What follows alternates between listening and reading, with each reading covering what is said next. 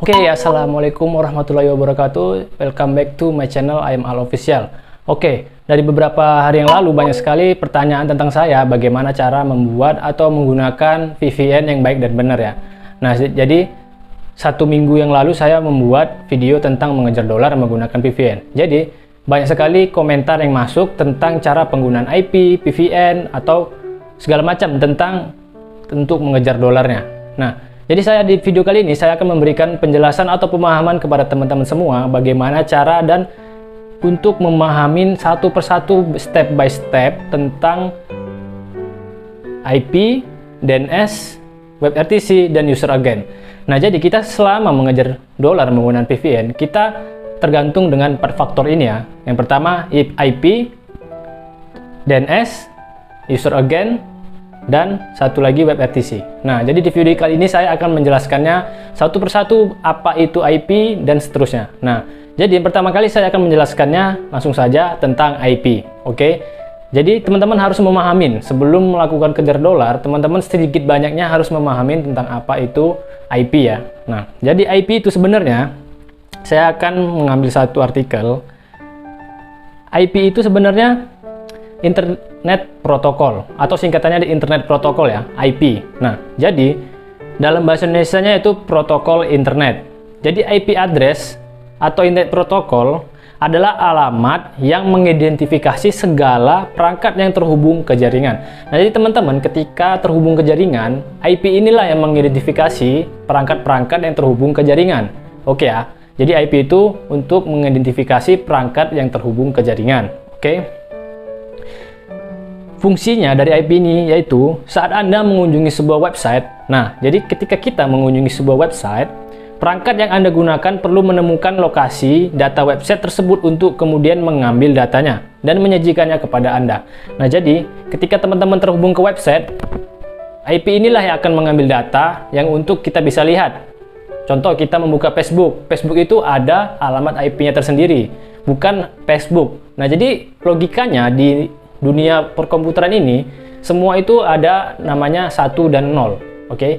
Jadi angka yang di dunia perkomputeran ini atau dunia teknologi berdasarkan angka 1 dan 0, bukan berbasis huruf. Jadi setiap apa yang kita lakukan di komputer, di handphone segala macam itu dilakukan oleh prosesor 1 dan 0. Jadi berbasis angka yang dikonversi menjadi huruf menggunakan huruf heksadesimal. Heksadesimal banyak sekali pengkonversiannya. Nah, oke. Jadi IP itu adalah mengidentifikasi perangkat yang bisa terhubung ke jaringan. Oke ya. Contoh, pernah menuliskan alamat rumah lengkap dengan nomornya untuk menerima paket dari e-commerce. Contoh, teman-teman menerima pesan barang dari e-commerce terus menerima paket menggunakan alamat lengkap, ya kan? Ya, seperti itulah kira-kira fungsi seperti alamat IP ini. Nah, jadi alamat IP itu yaitu identifikasi dari perangkat kita sendiri, ya. Nah, cara kerjanya, komputer terhubung ke router jaringan yang biasanya disediakan oleh penyedia layanan ISP. Contoh ISP itu ya, banyak sekali ISP kayak IndiHome, Biznet, dan segala macam. Kalau provider, contoh seperti Telkomsel, Tri, IM3, banyak sekali provider ya. Oke, jenis IP itu ada 2, IPv4 dan IPv6 ya. Dan kemudian IP itu ada berbagai golongan ya. Yang pertama itu contoh IPv4 adalah seperti 169.189.131.246. Contoh IPv4 192.168.1.28 IP4. Dia ada 4, ada kelas A, kelas B, kelas C, kelas D. Oke. Kemudian saya akan menjelaskan tentang untuk IP udah paham ya, itu mengidentifikasi alamat kita. Nah, seperti alamat untuk datang paket ke rumah. Jadi kita setiap menggunakan VPN, kita merubah IP atau alamat kita.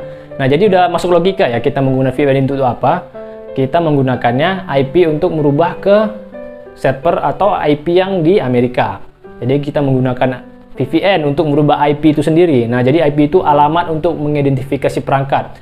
Jadi kita membuat IP, ngambil IP dari sana, kita terhubung dengan IP sana, IP Amerika atau IP yang di luar Uni Eropa ya. Nah, kemudian yang kedua saya akan membahas tentang DNS. Oke. Apa itu DNS? IP dan DNS itu berkesinambungan ya, berhubungan. Oke. DNS itu ialah DNS Domain Name System. Saat mengunjungi sebuah website, kita biasanya menggunakan nama domain, URL, contoh HTTPS. Oke? Karena lebih mudah bagi kita untuk mengingatnya. Sedangkan komputer menggunakan IP, angka. Nah, itu kan berhubungan ya. Untuk mengakses website tersebut, DNS berfungsi untuk mengubah URL menjadi angka agar komputer bisa memahami permintaan user untuk mengakses website. Nah, jadi kita begitu berselancar di dunia maya, kita taunya facebook.com, gmail.com, segala macam yang berhubungan dengan yang kita telusuri berhubungan dengan gmail.com, bla bla bla bla bla, banyak ya. Jadi DNS itu menerjemahkan ke angka atau berbasis angka, yang seperti saya bilang tadi, angka dari 1 dan 0 itu diterjemahkan oleh DNS untuk ke IP, biar supaya pengenalan komputer itu memahami apa yang kita minta. Oke? Fungsi dari DNS. WebRTC. Nah, jadi WebRTC ini sangat penting sekali untuk teman-teman yang lagi push dolar. Apa itu WebRTC? Jadi teman-teman harus memahaminya dari mulai IP, DNS, dan WebRTC. Ini sangat berkesinambungan. Nah, oke, saya akan menjelaskan apa itu WebRTC. WebRTC yaitu Web Real Time Communication. Adalah perangkat open source yang memungkinkan browser membentuk koneksi dengan situs web yang kamu kunjungi sehingga memungkinkan komunikasi jaringan audio dan video berkualitas tinggi tanpa perangkat lunak tambahan. Oke, bisa dipahami ya? Berguna sekali. Jadi apa masalahnya? Pada dasarnya emang nggak ada yang salah sih sama WebRTC ini. Bener nggak? Nggak ada yang salah. Tetapi ada dua perangkat yang berkomunikasi harus tahu alamat IP asli masing-masing. Jadi WebRTC ini, kita ketika berhubungan dengan satu handphone atau satu handphone sesama server, dia akan mengetahui alamat IP masing-masing. Oke, jadi ketika kita menggunakan VPN, alamat IP yang kita gunakan di handphone device ini kan berbeda dengan alamat IP VPN-nya. Nah, jadi ketika kita terhubung ke server YouTube, maka IP di sini yang terbaca adalah IP bawaannya, IP Indonesia. Jadi IP VPN-nya akan bocor ke server YouTube. Nah, jadi WebRTC ini adalah untuk melindungi IP bawaan dari handphone tidak terbaca atau disable. Yang terbaca itu IP VPN-nya yang kita gunakan. Contoh kita menggunakan VPN Subsat, Ivanis, NordVPN, dan segala macam. Jadi WebRTC ini gunanya untuk melindungi IP standar atau IP provider bawaan kita untuk terdisable sehingga IP VPN yang terbaca oleh server YouTube. Nah, jadi WebRTC ini sangat penting sekali. Jadi teman-teman harus mengingat IP, DNS, dan WebRTC ini sangat berkesinambungan. Ya, oke. Jadi tiga itu sangat berkesinambungan. Jadi guna WebRTC ini untuk melindungi atau ngedisable IP bawaan handphone kita. Nah, udah paham ya dari mulai IP, DNS, dan WebRTC. Jadi saya akan memberikan penjelasan ke intinya langsung. Yang ketiga yaitu user agent. Oke. Nah, jadi teman-teman ketika user agent itu apa sih sebenarnya?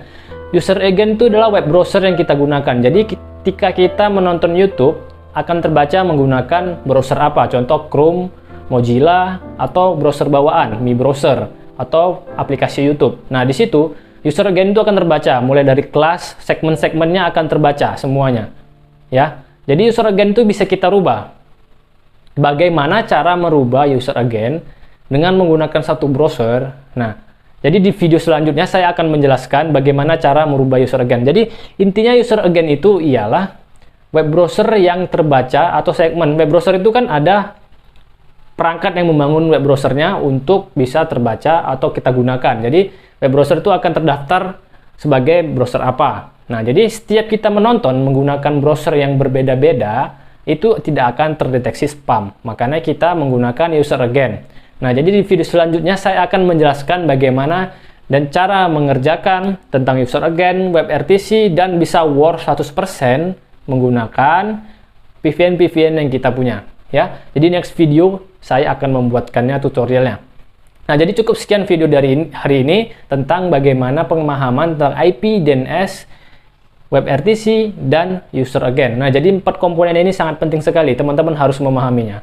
Oke, terima kasih. Bila bermanfaat, teman-teman bisa melakukan subscribe. Dan kemudian saya akan membuatkan tutorial yang sangat bermanfaat. Pantengin terus. Assalamualaikum warahmatullahi wabarakatuh. See you next time.